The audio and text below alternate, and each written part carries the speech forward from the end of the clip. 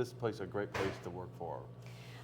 Because all of our hearts are in it. Like, we really have a mission, and the mission is to take the most vulnerable children, adults, and families in Kentucky and to provide a safe, healing environment for them to be able to work through what they need to do to become the best version So of I themselves. would say if you have a calling, come work for Buckhorn. Please, please, we would love to add anyone to our mission. It's a fantastic place to work. We're doing really great things here, and it's just going to continue to move forward.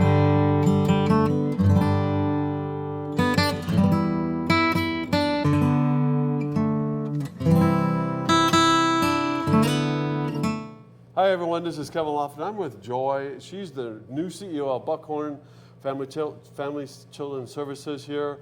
And I'm going to introduce, if you can introduce yourself, go right ahead, give me a little background.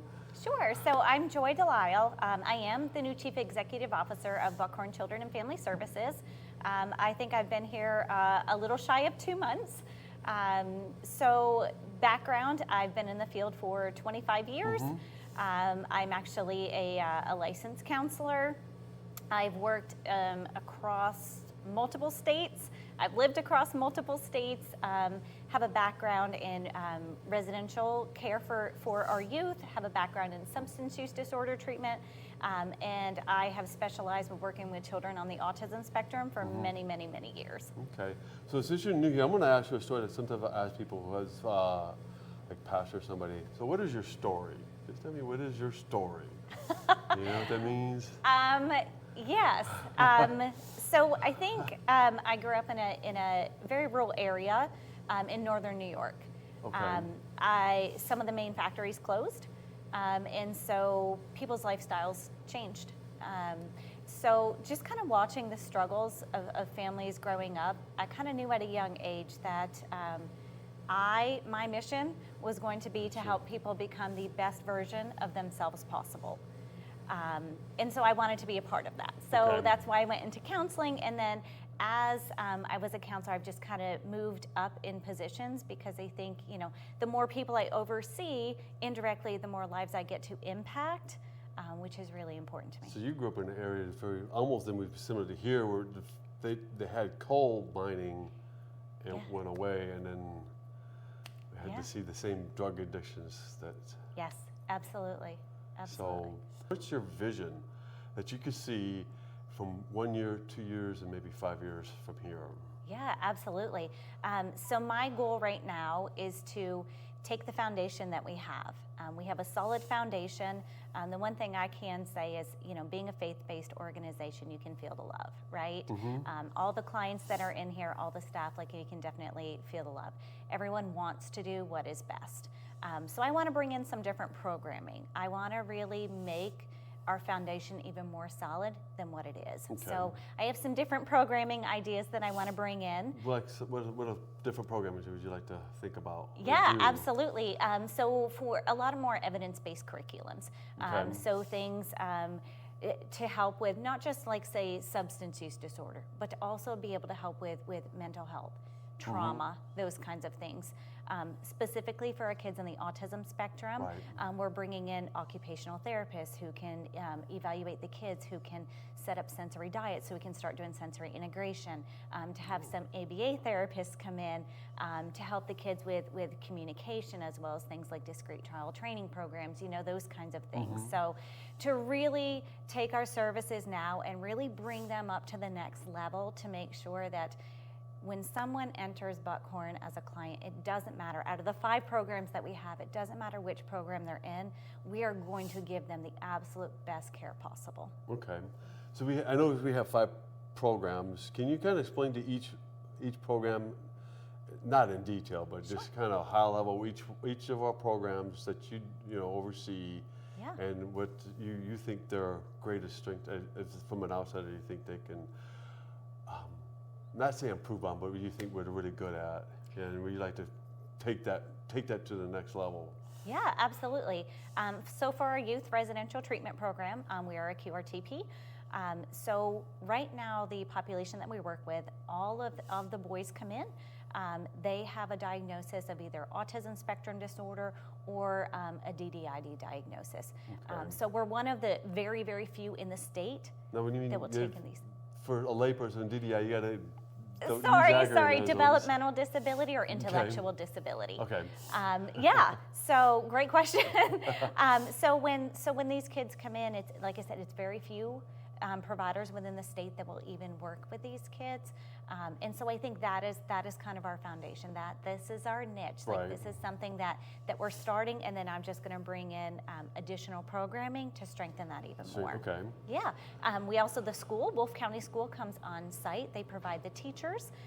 So the kids actually get their schooling right on site at the So they are Desi Wolf Scott County campus. school. Oh, they are. They the schools. are. They are. Okay. So what a great partnership. Yeah.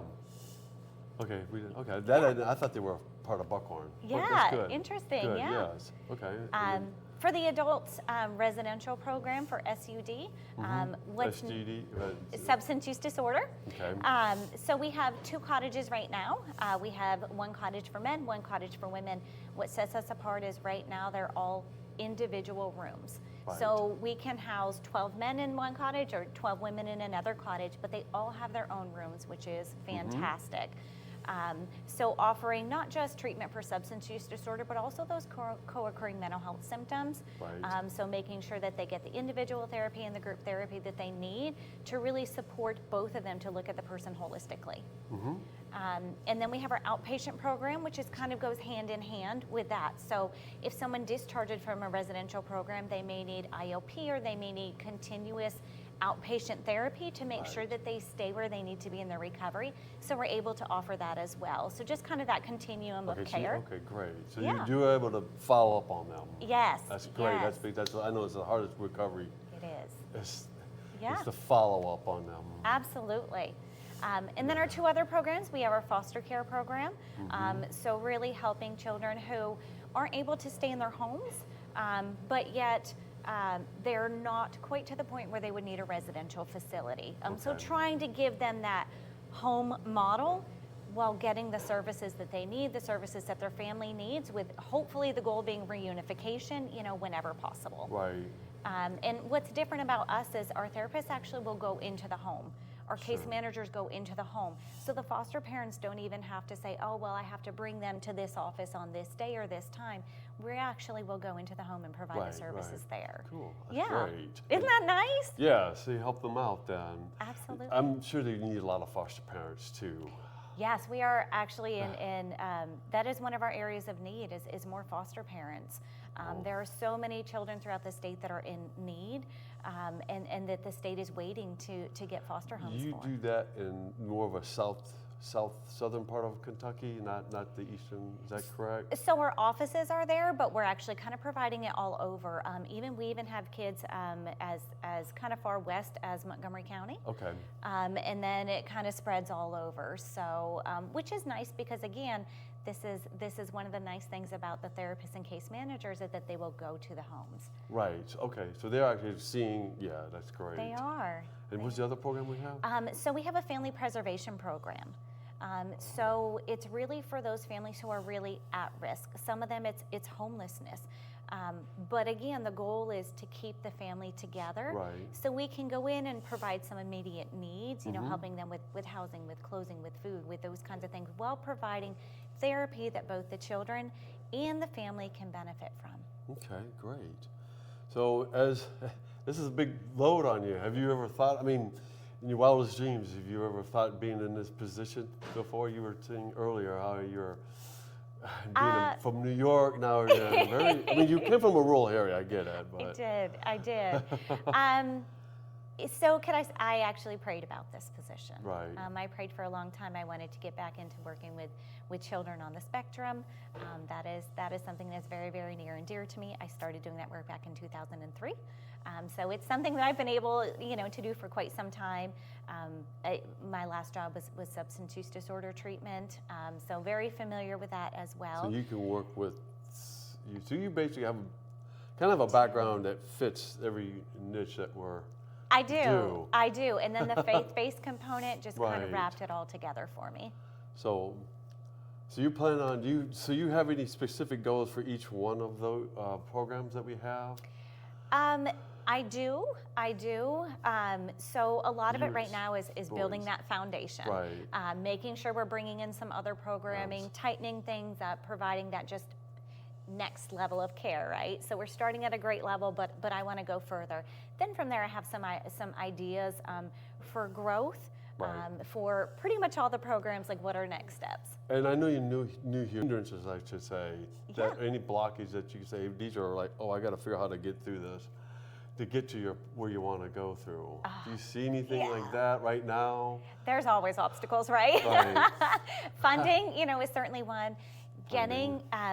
Getting staff. This is a very, very rural area, so especially when we're talking about getting clinicians, that can be a little more challenging, a little more difficult. So like the clinicians, the people that are, and just in general, your personnel, what would you say? Why would you want to come here? Tell somebody why would make this place a great place to work for? Because all of our hearts are in it. Like we really have a mission, and the mission is to take the most vulnerable children, adults, and families in Kentucky and to provide a safe, healing environment for them to be able to work through what they need to do to become the best version So of I would say themselves. if you have a calling, come work for Buckhorn. Please, we would love to add anyone to our mission.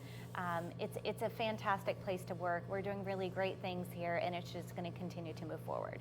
Okay, great. So to wrap it up, do you have anything else that you want to say? I also want to kind of bring up, like this week we have Mission Serve in here. They're doing some really great things. You can really, when you sit back and you can kind of feel the energy of what it's like, when you see Jesus working through so many people to do amazing things, helping with our clients, helping with our facilities, but most of all, you just feel the love in that presence.